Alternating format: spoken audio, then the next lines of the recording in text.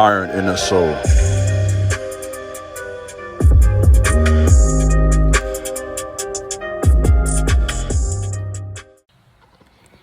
What's up? This is your brother Iron in the Soul, back today with another video. Please subscribe to my channel, leave a comment, like this video, share this video. Let me know what you think about my content. Let's do some work.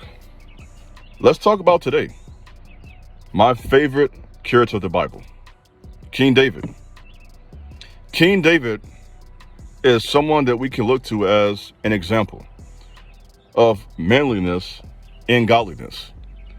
There seems to be a conflict with this because of the female empowerment that is in so many black churches and even a lot of white churches as well. There seems to be a lot of female empowerment, and masculinity is seen as a threat to the status quo in some of these circles. And the problem with that is that we read from a book that was written by men. The leadership was men. Abraham, Isaac, Jacob, all the way down to the kings and the priests and prophets. And so we go from a heritage like that to now we have buildings that are primarily women and kids, with a man behind the pulpit empowering women while demonizing men. And so the reason that is such a problem is because it is a direct contradiction to what we see in the Word of God. In other words, simply put, David was a masculine man. He was physically strong. He was a well-balanced man. As I said before, men need to be tender and tough. David was tender and tough, which is a great balance for men. I want you to write that down. Men should be tender as well as tough. He was tough, meaning he was able to go to war. He had to kill people as a warrior. He had to fight. He was a warring, fighting king. This is the reason why God did not allow him to build the temple. He gave that task to his son Solomon, a wealthy king. Solomon was a king of peace, while David was a man of war. He was a general. He had the respect of the men. In other words, David was a man's man.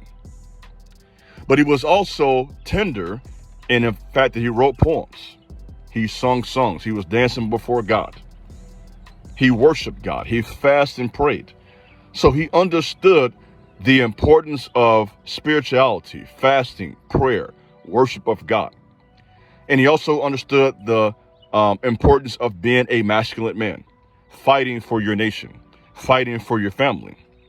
This is so fresh in my mind because I just finished reading through 1 Samuel in my own personal Bible reading. I have read 1 Samuel so many times over the years. And I do that from time to time when I need that jolt, when I need that push to go to the next level. There's levels to this game. There is levels to this game. And so David has been someone God has used to give me that jolt when I need to make a move, when I need to level up, when I need to make an adjustment. So I just finished that yesterday. And my plan is to now go through 2 Samuel and going forward. So I'll revisit this probably in a month or so. I read through it slowly to really just digest it. 31 chapters, and I read it over the course of like 35 days. Of course, you can read it in a couple of days, but I wanted to really process it, get it in my spirit. I have no notes for this. I have no notes.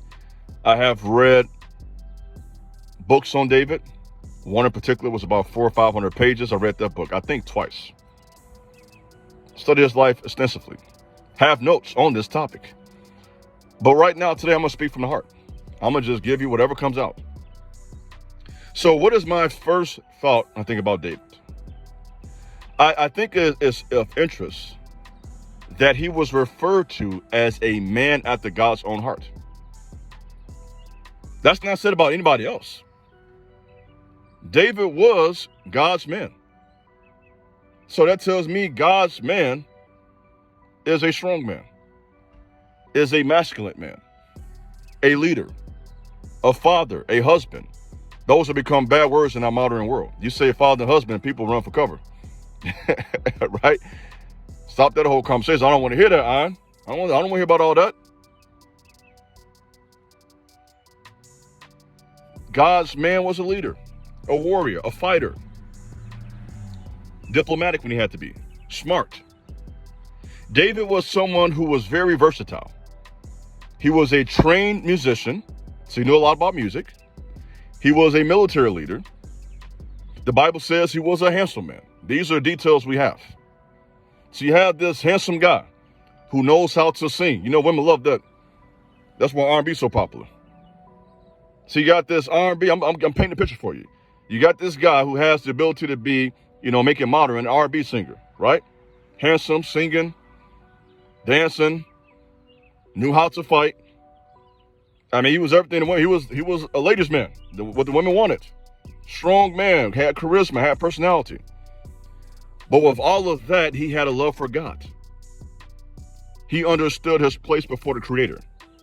And we ought to write that down. As men, I don't care how strong we think we are, how handsome we think we are, how much money we got. At the end of the day, if we want to be like David, we have to know our place before God. At the end of the day, I'm just a human, and God is divine. And that keeps us, to be honest, in our place. And that's fine. That goes for you and me. At the end of the day, I'm just a man. I'm just a human. David was someone who was seen as an underdog by his own family.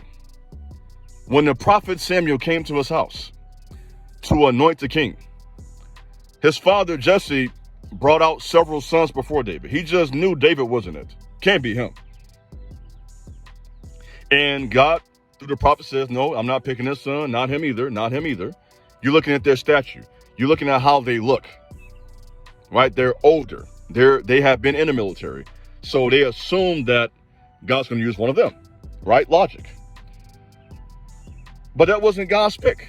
God's pick was Lil Bro, right? The youngest, the shorty. God says, I want him. And so sometimes God's choice is not who you would think. And I'm so glad that our destiny, our purpose, our goals in life are not based on what people think about us. You got to write that down. Who you are, sir, is not based on the opinion of people, even your own family. Sometimes your own family don't even know who you are. You hear me? Sometimes your own family, and it's not that they even talking down on you, they don't see it yet. They just don't see it. So God will see something in you that your own family don't even see. You see? He was God's choice. And as God's choice, he had to go through a number of tests. Man, when you're called to do something special, put on your hard hat and your steel-toe boots. You finna go to war. It's finna be rough. You hear me? Why do you think my channel is called Iron in the Soul? I have been chosen, I believe you believe that, to be one of God's vessels. I see that clearly. One of God's vessels. I'm not God's only vessel, but I have been chosen to be one of God's voices, one of his spokesmen, right? And so when God chooses you, you are going to go through hell. You're going to go through pain. That's what iron in the soul means. It means extreme mental anguish. Are you hearing me? Are you men hearing me? When God is calling you to do something special, it's going to be hurtful. Folks are going to talk about you. You will be misunderstood. You're going to have seasons of financial struggle. You're going to have some problems with women. You're going to have some problems with older men. We're getting to that because David went through all of that. Let's go ahead and peep game here. He's out there fighting, right? He has the courage to fight Goliath. Takes down Goliath. So now he's the man in Israel. You see, people want to see your victories before they follow you, right? So the people saw that victory. They saw that W. When David took down Goliath, that earned everybody's respect. The men stamped him. The women were singing songs about him. David has slayed his 10,000 and saw his thousands. So they got David all on the radio. If this is modern day world, David turned up, right? He on Facebook, he on Instagram with Goliath head in his hand. He out there dancing with a sword in his hand. He the man, right? I'm painting a picture for you. I want you to see this. And all of that fame and that clout, what did it bring? It brought hatred for some older men. Who was sitting back watching all of this? King Saul. The jealous older men. Write that down. Because if you're on your grind, I guarantee you there is some older men watching you, hating on you. Oh my goodness. I can do a whole message about that one, guys. I'll talk to y'all about that for a whole hour. Oh my goodness. I went through that for years with older men, hating, trying to sabotage my work. So I can tell you from my experience, watch those old player haters when you start making moves. They will try to hurt you. They'll come around, pretend to be your friend, get information from you, and turn on you. That's exactly what happened to David. King Saul, the old player hater, right? Sitting around hating. Couldn't take it. Couldn't take all that attention David was getting. Couldn't take all that clout he was getting. Even Saul's own daughter liked David. So he felt some type of way about that. So when Saul says, okay, man, he getting all this attention, what else can he have besides the kingdom? So he started feeling threatened. So when you start growing, there are older men out there who are threatening to go take what they got. So what they're going to do is try to sabotage you. So Saul tried to kill David, threw a spear at him, chased him out the palace. And so now David finds himself living in a cave. Let's park right there for a second. He goes from slaying Goliath, being the man, everybody around celebrating him. Now he's out there as a fugitive in a cave running for his life. In a cave. As Lil Herbo would say, G Herbo, cooling in his hellhole. You hear me? He cooling. Cooling in a hellhole. In a cave by himself. Hot. Struggling. And what happened? While he was in that cave struggling, what God then does next is to bring around him 400 or 500 grown men who were in the same situation. And though they were struggling, they saw a strength in David that they didn't have. So we know you down bad right now, David, but we gonna follow you. We can see you got something, homie. AKA Iron in the Soul. You hear me? I've been in this cave talking to y'all for 30 months. Show me some respect. Show me some respect. I've been in the cave like David, fighting like a warrior, dropping rap songs, dropping videos, dropping a book, going to war every day. That's that David spirit. You don't cry, you keep going. You do whatever it takes. You fast, you pray, you fight, you sing, you rap, you dance, you do it all. That's what David did. In a cave. And it was during this 8 years in the cave that he learned how to be a king. He learned how to lead other men. He learned how to go into new territories and to be diplomatic. He learned how to go meet some other kings. That's what he did. He met other kings. They liked him because he knew how to chop it up with people. And they gave him opportunity. They gave him jobs. He started conquering new land, getting gold, getting silver, getting women. Huh? He knew how to go forward. Started in a cave. And from that cave, he built his own army of men. He fought wars. He went through adversity. And he was praying to God the whole time. Leading strong men. Making good decisions. Because in this story, he had a chance to kill King Saul, by the way. And he did not do that because he understood that wasn't what God wanted him to do. So as strong as David was, as much military power as he had, he understood that this was the king and I'm not going to take God's place. So a part of being like David is understanding when you should not take battles into your own hands. That's the David spirit. Leadership is having that power under control, playing chess, not playing checkers. David had to play chess all those years. Let's talk about the disrespect he had to receive. Because when you're God man, there are going to be some losers out there who want to disrespect you. Nabal was an example of that. Nabal was disrespecting David. He did security with his men, watched Nabal's people work and did security work, which they deserved to be paid for. And Nabal, who was a fool, Nabal, did not pay David what he deserved. And so David told his men, get your swords, we're going to take it now. So sometimes you will do the right thing and get dishonored, get disrespected. The devil loves to dishonor God's chosen ones. The devil and demons witches and warlocks. I know y'all, I see some of you. You warlocks and witches. You Jezebels and Ahabs. Yep, you Jezebels and Ahabs. You witches, you warlocks, who see the man of God making moves and you come to sabotage. David was going to go to war with them. Thank God, Abigail, the wise woman, by the way, stepped in and gave David some wisdom. I'm breaking the whole story down for you, by the way. This is the whole piece.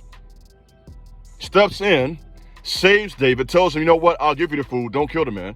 He doesn't do it. Nabal has a heart attack the next day. So God took care of it. So sometimes when you step back and don't attack, God will take care of your enemies for you. When you step back and let God be God, he will take care of the haters for you. You don't have to address everybody. You don't have to step to everybody. Sometimes let them do what they do, back away, keep on doing your business, and God will take care of you. In a cave. So David, the teenage young man who was chosen to be a king, who was anointed by God, fighting wars in the army, killing Goliaths, leading Israel's men in leadership, being chased out of a palace, living in a cave, traveling for 7-8 years, just grinding, working hard, fighting, leading other men, making good decisions. He finds himself in a jam again, where some people came and invaded the land while they were gone and took his wives, his children, and also the wives and children of all the other men. Because when you are God's man, the devil comes after your whole family. Are you hearing me, sir? Are you hearing me, sir? When you are God's man, the devil comes after you, your wife, and your kids. And if you are King David, you got to fight for yourself, you got to fight for your wife, and you got to fight for your kids too. You hear me? When adversity comes, and when that happened, the men were so sad that they wanted to kill David. These were warriors who were crying tears. They were so hurt. When you come home and your house is burnt down. This is what happened in 1 Samuel 30. We're at the end of the book now. We're at the end of the book now. They come home and their house is burnt down, man. Their wives and kids are gone, kidnapped. And David was so hurt, and the people were crying tears. They say, you know what? We're going to kill David. So what did David do? He did what kings and warriors should always do. He prayed to God. Before he got the sword, before he went to war, he prayed first, said, God, what should I do? And God answered him. And he took his men. He ran into an Egyptian slave.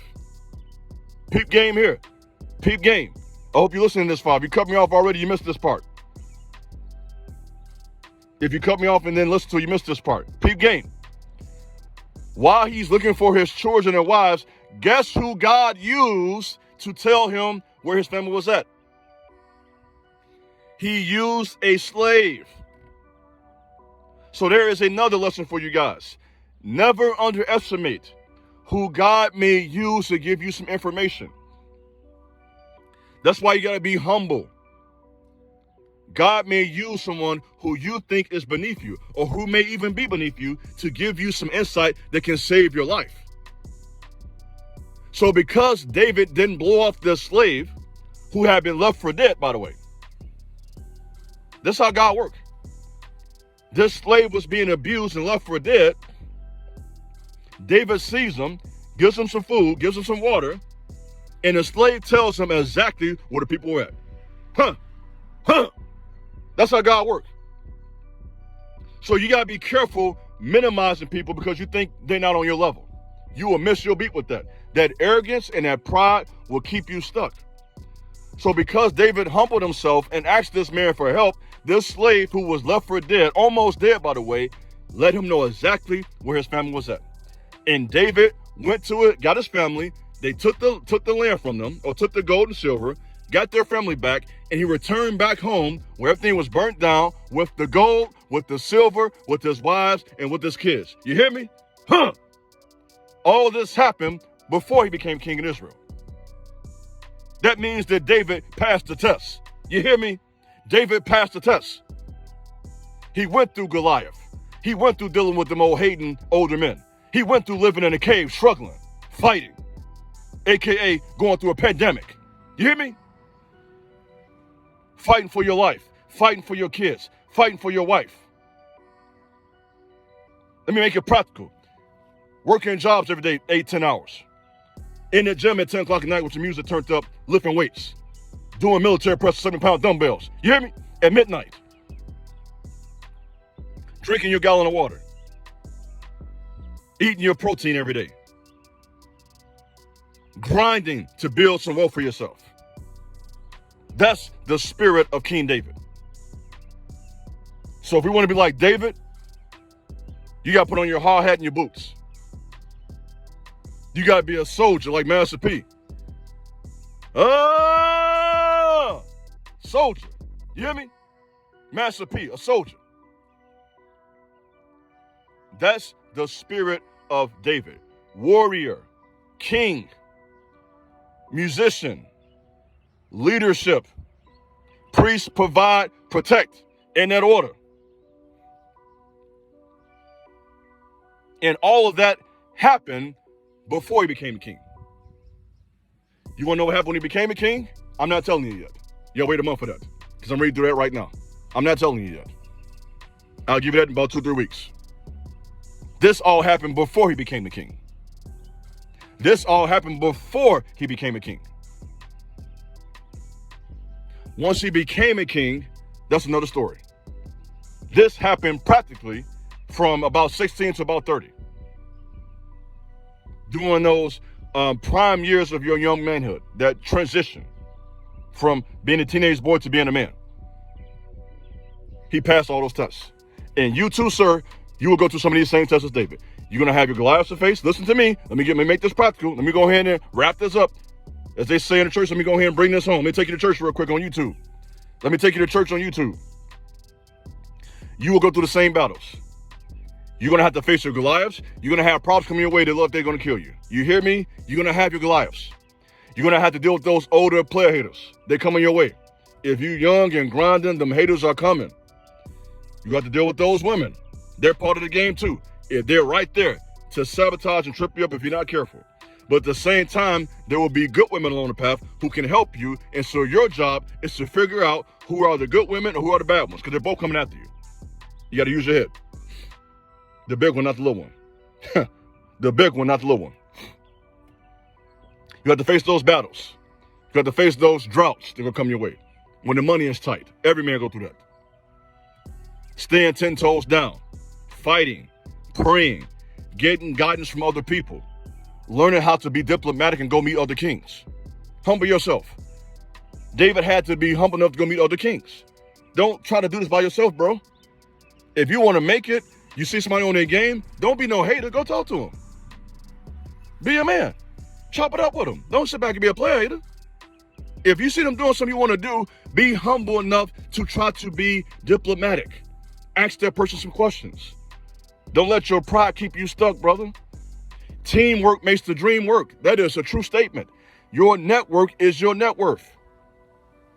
If I see somebody that's on something that's trying to do what I'm trying to do, I connect. That's how that go. That's how the game go. Don't do it by yourself. Don't be the Lone Ranger. Rambo only worked on TV. You can't be a real life Rambo. You'll get gunned down. You hear me? David had an army. He had men on his side. He had 400 men following him. He had God on his side. He had women on his side. He had kids following him. Huh?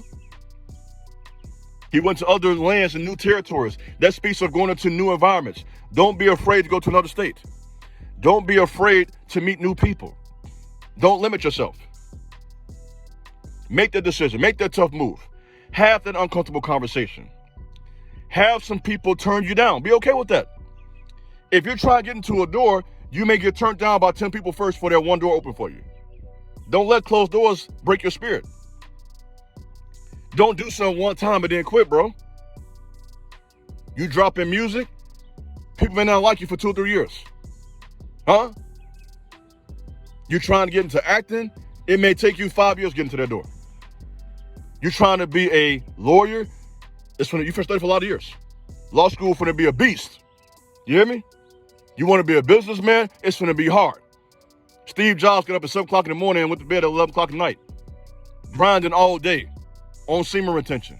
You hear me? It's going to be rough. Fitness world. You know how many guys lifting weights? Everybody lift weights. So to distinguish yourself, it's going to be hard. Everybody taking creatine, everybody on testosterone, lifting weights. So to find a way to distinguish yourself in that world, you have to work hard, brother. It's going to be rough. I'm just trying to give you some game. Whatever you're trying to do, it's going to be hard, man. It's going to be hard. Whether that be fitness or lawyer or model or musician, rapper, singer, actor, businessman, pastor, teacher, politician, whatever it is that's your goal, it's going to be blood, sweat, and tears. This is what I know from experience as well as studying the lives of other great men. Muhammad Ali had to work to become that. Mike Tyson had to work to get that good. Steve Jobs had to work hard to get to that level.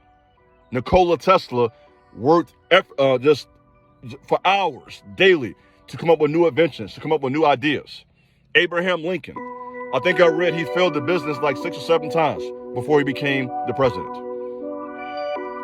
We got to grind. And with that determination, with that tenacity, we can become these warrior kings. That's the insight. That's the strength that we can glean from the life of King David. That's so important. Being that man after God's own heart. Being that warrior, being that leader, and having that balance is so important. This is your brother Iron and Soul. Take care. Be blessed.